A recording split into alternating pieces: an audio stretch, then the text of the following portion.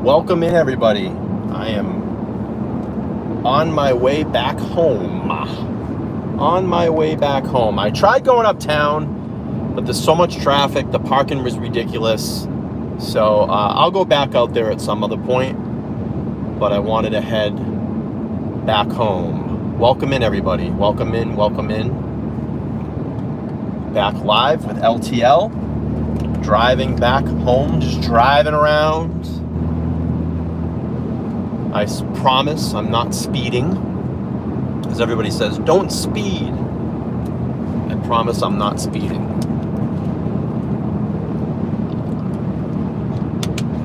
I'm just gonna wait to see if I can get some people to fill in the chat.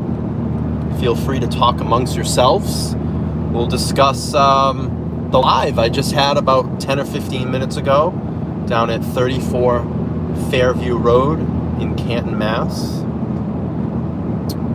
The unfortunate site where the very much controversial case of John O'Keefe, Boston police officer, killed at 34 Fairview, and Karen Reed is the number one suspect. A lot of people are in support of Karen, said that there's no way possible that it could have happened, and there's a lot of people that are saying that she did do it, that she 100% did it. Welcome in, everybody.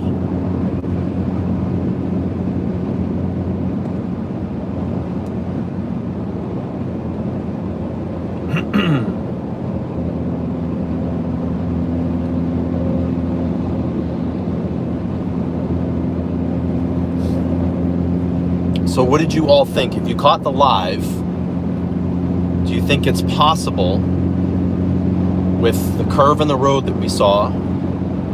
They said that the SUV backed up 62 feet. We'll say at least 2 inches of snow. We know it was blizzard conditions that night. And she hit 24 miles an hour on that road. Is it possible? They said that Karen struck John with her SUV after backing up into him, and that hit him and flung his body 12 feet onto the lawn of 34 Fairview Road. Did you catch the live that I just did? What do you think? Is it possible? Could it have happened? Or was it somehow there was a fight inside the house? That's another theory that's out there. A fight happened inside the house. Something happened during that fight. And John died of a result of his injuries. And then his body was brought outside, put on the lawn, and essentially left out in the cold. Is it possible? Where are you leaning in this case? What do you think? Do you think Karen Reed is innocent? Do you think Karen Reed did this?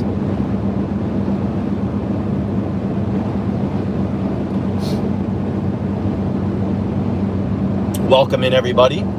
Welcome back to the live. I'm heading back home. I was going to go to downtown Canton. I did I did drive past CF McCarthy's. There was a lot of traffic on the road. The parking was pretty crappy, so I decided not to park, but I'll get down there at some other point. I did see CF McCarthy's. I did see the Waterfall Bar. CF McCarthy's was a bar that John and Karen left at about 11 p.m. and arrived at Waterfall. My phone might be getting hot. Can't see the chat. Good afternoon. Trying to see the chat. The sun is bright. It's a beautiful fall day here in the great state of Massachusetts. It's about 69 degrees. sunny conditions, blue skies, powdery clouds.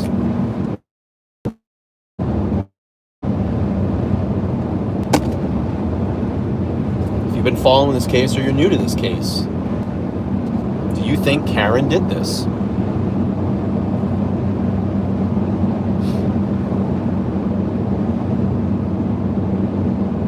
I'll tell you, it got warm. Having a sweatshirt on this morning, it was like 45 degrees. You know, we're now at almost 1 p.m. Eastern Standard Time. It's about 70 degrees here in New England, and it's warm. I mean, this is a warm fall day for us.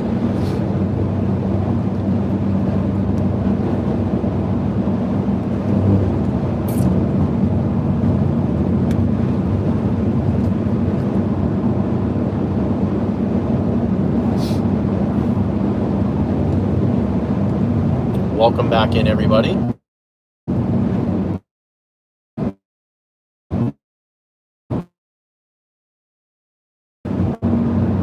I had two this morning, kind of a pre-warm-up to going out to Canton, Mass. And then I was just over at 34 Fairview. If you're not, if you don't know about this case, I urge you to Google it. You can just Google Karen Read, R-E-A-D, Canton, Massachusetts. John O'Keefe, Boston police officer. And that'll get you everything. I urge you to read the PCA. I've posted it.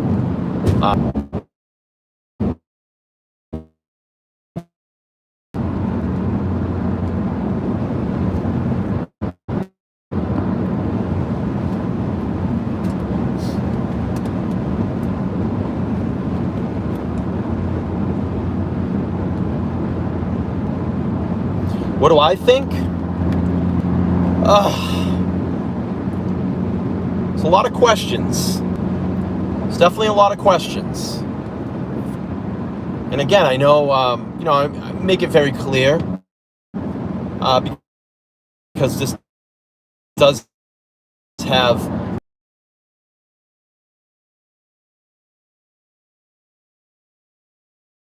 back the blue billion times.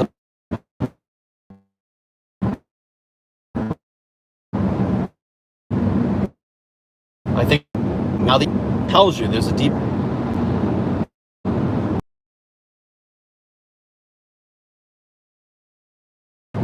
so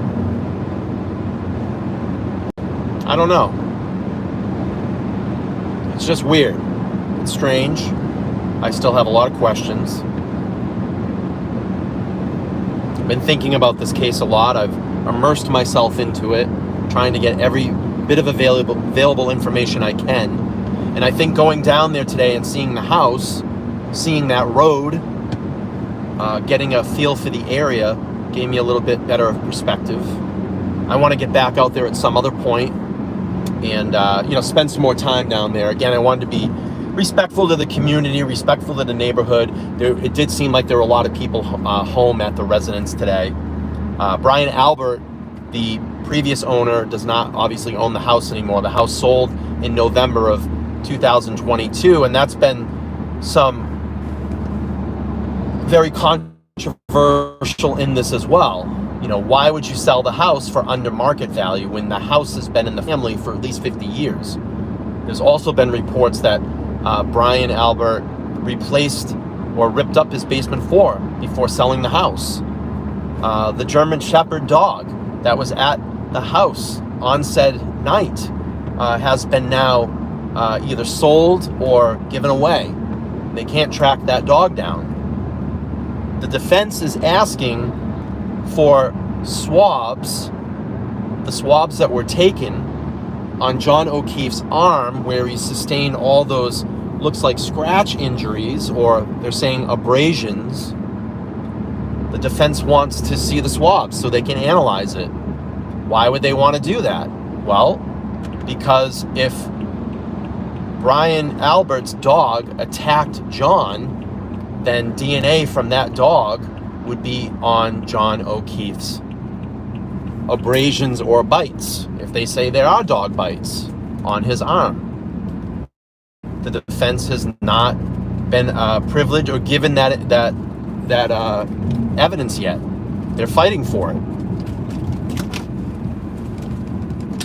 Sorry, I got a water bottle rolling around. I'm just starting to get into local traffic here, so I got to pay attention a little bit more. Not that I should be doing this, but just bear with me here for a second. So still a lot of questions, a lot of questions. Let me see. Those details are way too sketchy. Absolutely. It's strange. I am back. Yep. I am back. So, again, I will get into more of this tonight on the live show, 8 p.m. Eastern Standard Time. I think this is a case that I'm going to immerse myself in doing a lot of material on it here. The good thing is I live in the state of Massachusetts, so when this case goes to trial, the trial is going to be in March of 2024. I'm going to be able to attend some of those days in court because it's not far from my house. So, I will be there.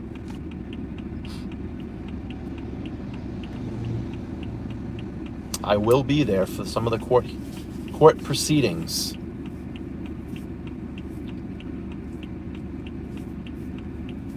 I will be there.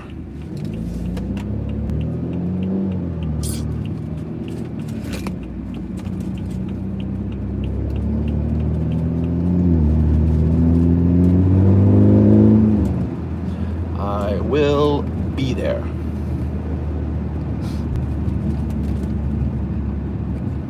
All right, let me see here.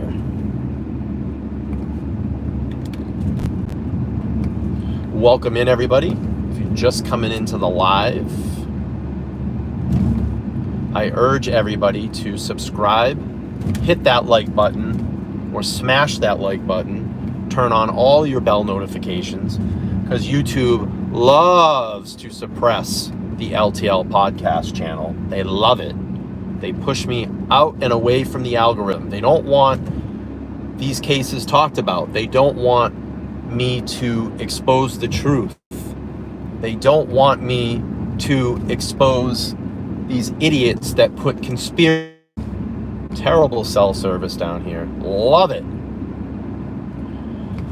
All right, ladies and germs, I'm about a mile from home. I'm going to wrap up this live. I will be back tonight at 8 p.m. Eastern Standard Time with more of the Karen Reed case. I urge you to join the lives, get in on the live discussion. I'm telling you, this case will fascinate you. Google it, Karen Reed, Canton, Mass, and read the PCA. It is incredible and gripping, and all of the defense evidence is gripping as well. So I urge you all, check out this case if you haven't checked it out. It is just as big, if not bigger, and I don't mean to say this in any, I'm trying not to say this in any defamatory way towards the Idaho case, but I think this case needs a lot of eyes on it as well. So that's going to be it. I'm going to close this one out. Thank you all for being here. I'll see you back tonight, 8 p.m. Eastern Standard Time for the regular live show. Have a good day, guys.